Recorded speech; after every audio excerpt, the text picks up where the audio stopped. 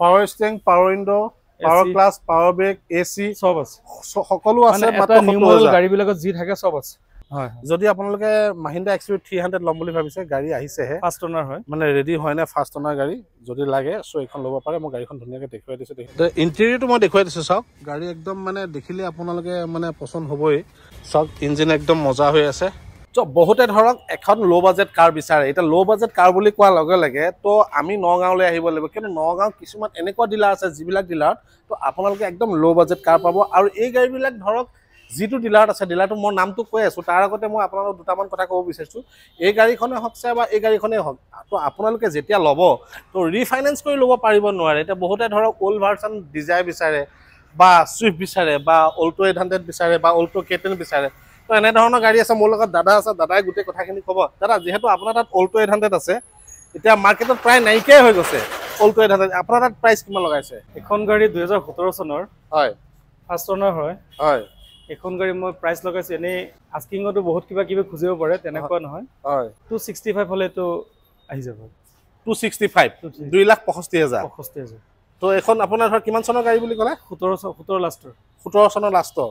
তো next Swift এখন আছে ৰেড কালাৰ, 2021 হয়। 21 হয়। এখন প্ৰাইচ কিমান বিচাৰিছে?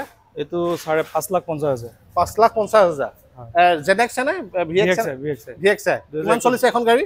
এইটো আপোনাৰ 49 সামথিং চলিছে। 49,000 চলিছে। ভিতৰত দেখুৱাব পাৰিমনে? বহুতে ধৰক গাড়ীখনৰ ভিতৰতো চাব বিচাৰেতো, তো দেখুৱাই দিছোঁ। যদি আপোনালোকৰ চুইফ্ট প্ৰয়োজন হৈছে চ' এইখন ল'ব পাৰে। ৰেড কালাৰত আছে চুইফ্ট VXI, 49,000 এৰাউণ্ড চলিছে। যদি পচন্দ আছে চ' এইখন ল'ব পাৰে। নেক্সট এখন চুইফ্ট ডিজায়াৰ, এখন কিমান বিচাৰিছে? এইটো 2013 চনৰ হয়, ফাৰ্ষ্ট অনাৰ। হয়, এজন চাকৰিয়াল মানুহৰ গাড়ী। অ'কে, জীৱনতো কেতিয়াও ভাড়া মাৰা নাই গাড়ীখন। হয়, খুব ধুনীয়া কণ্ডিশ্যনত আছে গাড়ীখন। যদিও 13 চনৰ, কিন্তু কণ্ডিশ্যন খুব ধুনীয়া। কিমান বিচাৰিছে? 240। 2,40,000। 2,40,000। তো 2,40,000 টকাত চুইফ্ট ডিজায়াৰ। যদি আপোনালোকৰ যদি বাজেট 3 লাখ টকাৰ তলত, তেতিয়াহ'লে 2,40,000 টকাত এখন চুইফ্ট ডিজায়াৰ আপোনালোকে ল'ব পাৰে। মই ইণ্টেৰিয়ৰটো এইকাৰণে দেখুৱাইছোঁ যে গাড়ীখনৰ ভিতৰতো মানুহে চাব বিচাৰে, চ' সেইকাৰণে দেখুৱাই দিছোঁ। এতিয়া পিছফালটোক চাওক গাড়ীখনৰ। এখন হৈছে চুইফ্ট ডিজায়াৰ। গাড়ীখন যদিও ডিজেলৰ হয়, হয়, কিন্তু চাউণ্ডটো একদম পেট্ৰলৰ নিচিনা, একদম স্মুথ চাউণ্ড। অ'কে, চিল ইঞ্জিন হয়, হয়, মানে উইথ গেৰাণ্টি। অ'কে, এখন ডিজেলৰ নেকি? ডিজেলৰ। অ'কে, নেক্সট এখন আছে ডাটছন গো, 2016 চনৰ গাড়ী হয়, 2,10,000 টকা। 2,10,000। 2,10,000 টকা ডাটছন গো। হয়। কিমান চনৰ বুলি ক'লে এইখন? 16 চনৰ। 2016 চনৰ। তো নেক্সট এখন কি গাড়ী? ইয়ন। এখন ইয়ন কিমান বিচাৰিছে? 2015 চনৰ। 2015 চনৰ। 180। 180ত আপোনাৰ 2015 চনৰ ইয়ন। কাগজ পাতি ট্ৰান্সফাৰ কৰি দিব, ইনক্লুডিং ইঞ্চুৰেঞ্চ, পলিউশ্যন ট্ৰান্সফাৰ সম্পূৰ্ণ কৰি দিম। ইঞ্চুৰেঞ্চ, পলিউশ্যন ট্ৰান্সফাৰ সকলোখিনি আপোনালোকক 1,80,000 কৰি দিব যদি আপোনালোকে ইয়ন ল'ব বিচাৰিছে। এখন অল্টো K10 আছে, এখন কিমান বিচাৰিছে? চেলেৰিঅ'। এখন চেলেৰিঅ'। কিমান চনৰ? 2016 চনৰ চেলেৰিঅ'। 2016 চনৰ চেলেৰিঅ'। একদম টিপটপ কণ্ডিশ্যনে, কোনো ধৰণৰ কমপ্লেইন নাই গাড়ীখনত। হয়। কিমান বিচাৰিছে? 3,15,000। 3,15,000 চেলেৰিঅ'। কিমান চনৰ? 16 চনৰ। 16 লাষ্টৰ হয়। 2016 চনৰ লাষ্টৰ। ইণ্টেৰিয়ৰটো মই দেখুৱাই দিছোঁ আপোনালোকক।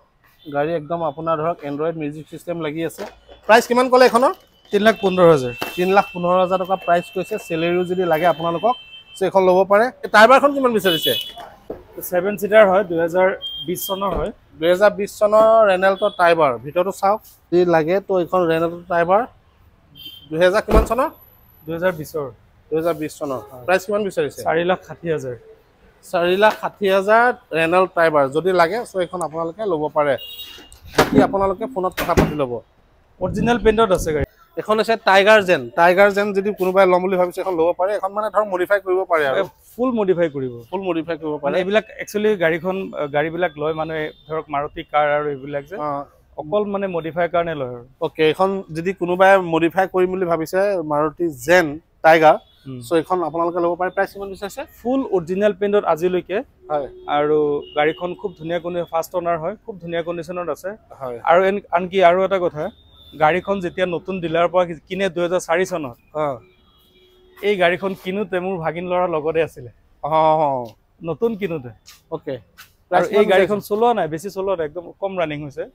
90,000 টকাত হ'লে দি দিম মানে। স্কৰপিঅ'খন আপোনাৰ এমহক ইঞ্জিন, 2013 লাষ্টৰ 14 হয়। এইখন আপোনাৰ 3.5 লাখ পৰিব। 3.5 লাখ গাড়ী খুব ধুনীয়া, কোনো কমপ্লেইন নাই। ওকে, টিপটপ কণ্ডিশ্যনত আছে গাড়ী। এনেই এল'হুইল নাহে, অঁ কিন্তু এল'হুইল আফটাৰ মাৰ্কেট এল'হুইল দামী এল'হুইলটো লগাইছিলে। চেণ্ট্ৰখন কিমান বিচাৰিছে? এইটো 70,000 টকা, মাত্ৰ 70,000, মাত্ৰ 70,000, মাত্ৰ 70,000 টকা। চেণ্ট্ৰ চেণ্ট্ৰ জিং নে? চেণ্ট্ৰ জিং, power steering, power window, power glass, power brake, AC চব আছে, সকলো আছে। মাত্ৰ নিউ মডেল 70,000 গাড়ীবিলাকত যি থাকে চব আছে, মানে নিউ মডেলত ফিচাৰ্ছ যিমান আছে চব আছে। মানে power steering, power glass, power brake, AC, heater, music system, 4 power window চব আছে। গতিকে এইখন আপোনালোকে 70,000 টকাত ল'ব পাৰিব, যদি আপোনালোকৰ বাজেট 70,000।